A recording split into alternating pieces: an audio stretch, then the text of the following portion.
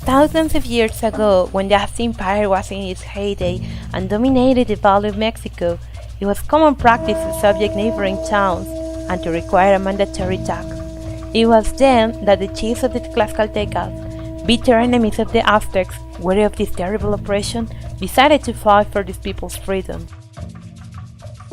The chief had a daughter named Iztaccíhuatl, the most beautiful of all the princesses, who had professed her love for young Popocatépetl, one of her father's people and the most handsome warrior. Both professed a deep love for each other, so before leaving for war, Popocatépetl asked the chief for the hand of Princess Iztaccíhuatl. The father gladly agreed and promised to welcome him back with a big celebration to give him his daughter's hand if he returned victorious from the battle. The brave warrior accepted, prepared everything, and departed, keeping in his heart the promise that the princess would be waiting for him to consummate their love.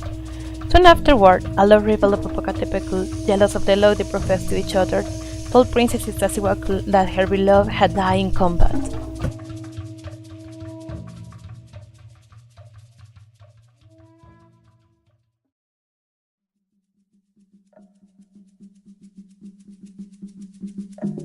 Crushed by such tragedy and overwhelmed by sadness, the princess died, without even imagining it could be a lie.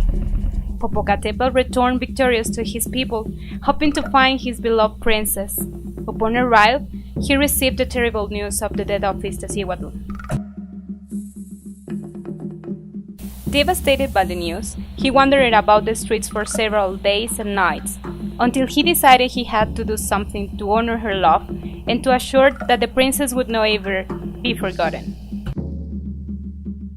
He ordered a great tomb built under the sun, piling up 10 hills together to form a huge mountain. He carried the dead princess in his arms, took her to the summit and laid her on the great mountain. The young warrior lovingly kissed her cold lips, took a smoking torch, and knelt in front of his beloved to watch over her eternal sleep.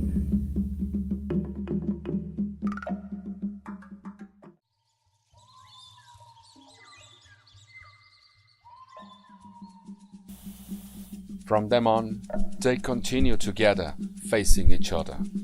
Eventually, the snow covered their bodies, forming two majestic volcanoes that would remain joined till the end of time.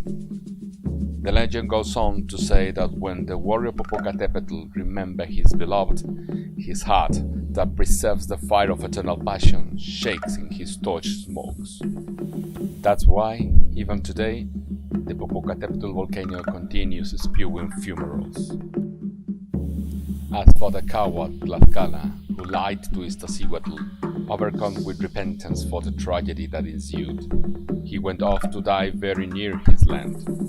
He also became a mountain, Pico de Orizaba, another of the region's volcanoes, and now, from afar, watches the eternal dream of the two lovers, never again to be separated.